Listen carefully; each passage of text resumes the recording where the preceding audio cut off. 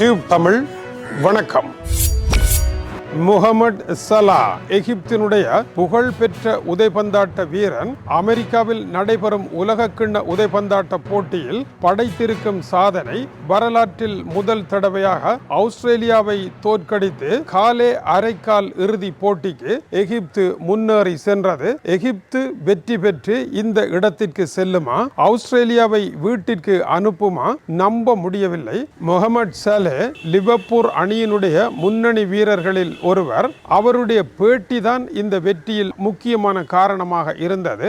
எல்லா விதமான பொறுப்புகளையும் நானே முன்னின்று செய்ய வேண்டிய தேவை இருந்ததை தான் உணர்ந்து கொண்டதாக அவர் குறிப்பிடுகின்றார். அதற்காக டென்ஷன் நிலை அடைந்து மற்றவர்களுடன் பிரச்சனைகள் பட்டுக்கொள்ளாமல் இந்த விளையாட்டை வெல்வதாக இருந்தால் அதற்கான பயிற்சிகள் எல்லாவற்றையும் விட முக்கியம் இதை அனுபவித்து விளையாட வேண்டும். எனவே அனுபவித்து விளையாடுகின்ற பொழுதுதான் நீங்கள் உங்களுடைய உண்மையான திறமையை காட்ட முடியும். அதேவேளை அழுத்தங்களுக்கு பயப்படக்கூடாது. தான் பிழைவிட்டால் இந்த விமர்சகர்கள் என்ன சொல்வார்களோ என்பதை மனதில் வைத்துக் கொண்டு பந்தை காலினால் தொடக்கூடாது. அவற்றையெல்லாம் மறந்துவிட்டு மகிழ்வோடு இதை விளையாடுவீர்களாக இருந்தால் இந்த வெற்றியை எட்டி தொடலாம் என்று அவர் குறிப்பிட்டிருக்கின்றார். இந்த பேட்டி எல்லோருடைய மனங்களையும் எட்டி தொட்டிருக்கின்றது. தன்னுடைய அணியை ஒரு தலைவனாக தலைமை தாங்கி முன்னெடுத்து சென்று வெற்றி களத்திற்குள் கொண்டு சென்று இருப்பதானது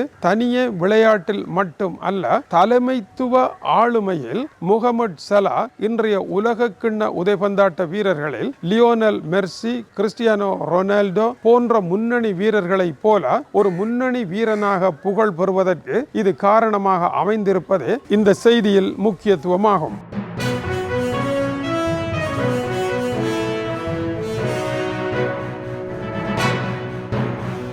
இது வரலாற்று சிறப்புமிக்க தருணம்.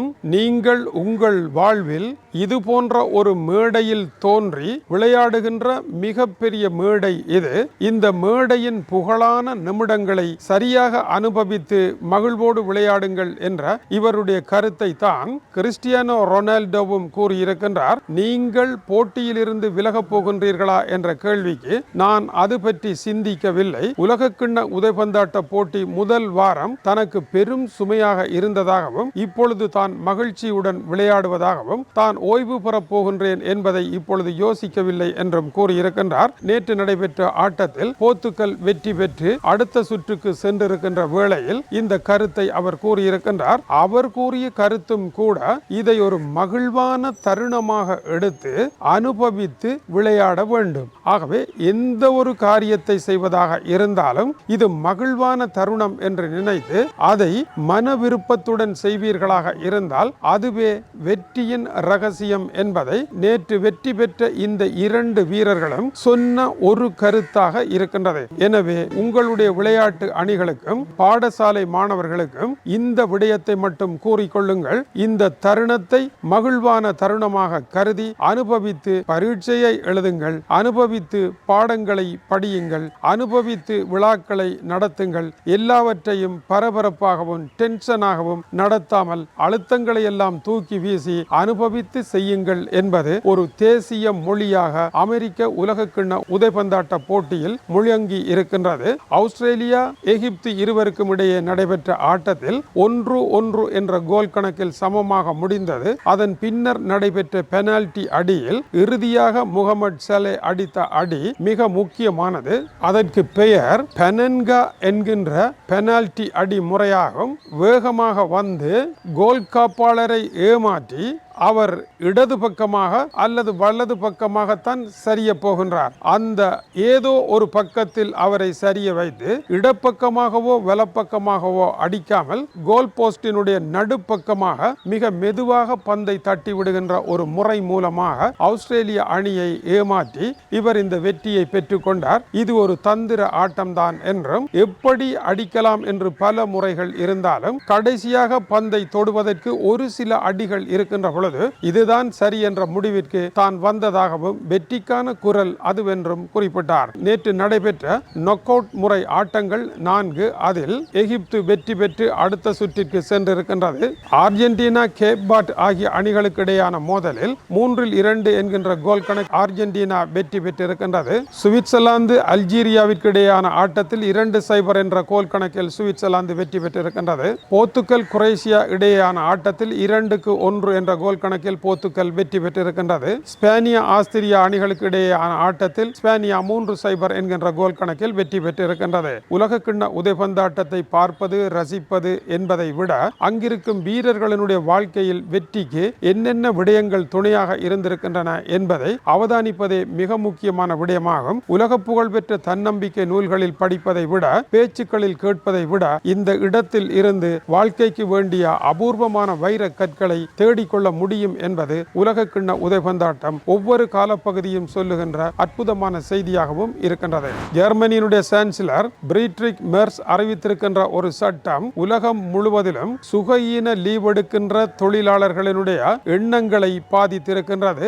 ஜெர்மனியில் இருக்கின்ற அரச ஊழியர்கள் சுகஈன லீவ் எடுக்கின்ற அளவு 2018ஆம் ஆண்டு வருடத்திற்கு சராசரியாக 13ஆக இருந்தது. இப்பொழுது 19.5ஆக உயர்வடைந்திருக்கின்றது. எனவே சுகஈன லீவு என்பதை ஊழியர்கள் தப்பாக பயன்படுத்துகின்றார்கள் என்று ஜெர்மனி சந்தேகப்படுகின்றது. சுகஈன லீவா காரியமே இல்லை, அன்றே அப்பொழுதே உடனடியாக வைத்தியரிடம் சென்று சிகிச்சை பெற்ற அதற்கான மருத்துவ சான்றிதழை முதல் நாளே வழங்க வேண்டும். இதற்கு முன்னர் இருந்த சட்டத்தின் அடிப்படையில் 2 தினங்கள் மருத்துவ சான்றிதழ் வழங்க வேண்டிய தேவை இல்லை, அதன் பின்னர் நீங்கள் வழங்க வேண்டும் என்று இருந்தது. முதல் நாளே மருத்துவ சான்றிதழ் வழங்க வேண்டுமாக இருந்தால் அதைவிட வேலைத்தலம் செல்வது சரி என்று இவர்கள் வேலைத்தலம் வருவார்கள் என்று ஜெர்மனி எதிர்பார்க்கின்றது. ஆனால் தொழிற்சங்கங்கள் இதை எதிர்க்கின்றன. தலைவலி, காய்ச்சலுடன் உடனடியாக வைத்தியசாலைக்கு செல்ல வேண்டிய தேவையில்லை, அவர்களுக்கு மறுநாளே சுகஈனமாக கூடிய சூழ்நிலை இருந்தாலும் வைத்தியசாலை செல்வது தொழிலாளர்களுடைய உரிமையை பாதிப்பதாக அமையும் என்றும், தன்னுடைய தொழிலாளர்கள் இப்படி வேலைத்தலத்தை மோசடி செய்கின்றார்கள் என்று அவர்கள் மீதான நம்பிக்கையை அரசு இழந்திருக்கின்றது என்கின்ற அவலமான நிலையை காட்டுவதாகவும் பலர் சுட்டிக்காட்டுகின்றார்கள். இப்படியான ஒரு சட்டத்தை கொண்டு வருவதன் மூலமாக தற்காலிகமாக ஒரு வேலைப்படையை உருவாக்கி அவர்களுக்கு ஓய்வூதியமும் இல்லாமல் உடனடியாக வேலைக்கு அழைக்கின்ற ஒரு முறையை கொண்டு வந்து வேலை சந்தையை மாற்றியமைப்பதற்கான ஒரு தப்பான திட்டம் இவரிடம் இருக்கின்றது என்றும், இதனால் வேலை வாய்ப்புகள் குறைந்து இளையோரனுடைய வேலை வாய்ப்புகள் பாதிக்கப்படும் என்று சுட்டிக்காட்டப்படுகின்றது. ஐரோப்பாவினுடைய தொழிலாளர் கொள்கைக்கு இது எதிராக இருக்கின்றது. ஈரானுடைய அதி உயர் மத தலைவராக இருந்த அயதுல்லா அலி காமேனி கடந்த மாசி மாதம் 28ஆம் தேதி இஸ்ரேலினுடைய குண்டு வீச்சில் கொல்லப்பட்டதாக கூறப்படுகின்றது. இவருடைய இறுதி யாத்திரை ஆரம்பித்தது நேற்று வெள்ளிக்கிழமை. இப்பொழுது தொடர்ந்து ஈரானுடைய முக்கிய நகரங்களில் இவருடைய உடல் வைக்கப்பட்டு அஞ்சலி செலுத்தப்பட்டு வருகின்றது. வருகின்ற வியாழக்கிழமை அளவில் இறுதி நிகழ்வு நடைபெறும். ஈரானுடைய ஆன்மீக நகரங்கள் ஆகிய குவாம், நஜாப், கர்பலா ஆகிய இடங்களில் இவருடைய உடலம் அஞ்சலிக்காக வைக்கப்படும். வியாழக்கிழமை ஈரானின் புகழ்பெற்ற மேசாத் நகரில் இவருடைய இறுதி நிகழ்வு நடைபெறும். நேற்று தேநீர் கடை ஒன்றில் நின்ற பொழுது அங்கிருக்கும் ஊழியர் இலங்கை செய்திகளையும் சொல்லுங்கள் என்று குறிப்பிட்டார். இலங்கையில் இன்று இரவுடன் எரிவாயு விலை குறைவடைகின்றது. ஹோர்முஸ் நீரிணையில் ஏற்பட்ட பிரச்சனையால் உயர்வு கண்டிருந்த விலையை உடனடியாக குறைப்பதில் இலங்கை அரசு வெற்றிகரமான ஒரு தகவலை உலக அரங்கில் வைத்திருக்கின்றது. இதுபோல மற்ற நாடுகள் வேகமாக செயற்பட்டனவா என்பது கேள்விக்குறி. 12.5 லிட்டர் எரிவாயு 6245 ரூபாய் இருந்தது. இன்று இரவுடன் 4965 ரூபாயாக குறைவடைகின்றது. இது போரின் பின் ஏற்பட்ட முன்னேற்றம். இதிலிருந்து மற்ற பொருட்களும் இனி விலை குறைய வேண்டும்.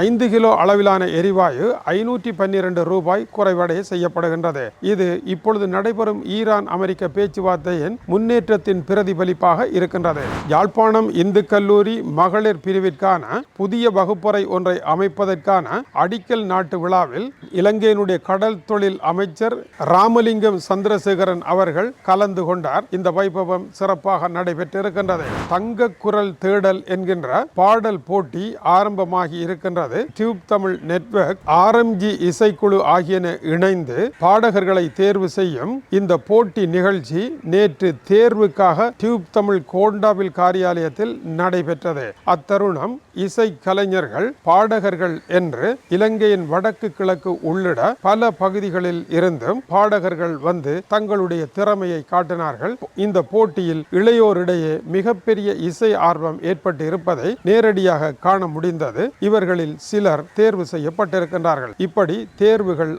ஆரம்பமாகி இருக்கின்றன. மிகச்சிறந்த தங்க குரல் போட்டி ஒன்று வருவதற்கான வாய்ப்புகளை இந்த சிறந்த நிகழ்வு காட்டுவதாகவும் இருந்தது. இது டியூப் தமிழனுடைய உலக செய்திகளுக்காக இலங்கை வடபுலம் யாழ்ப்பாணத்தில் இருந்து கீசே துறை. வணக்கம் உறவுகளே.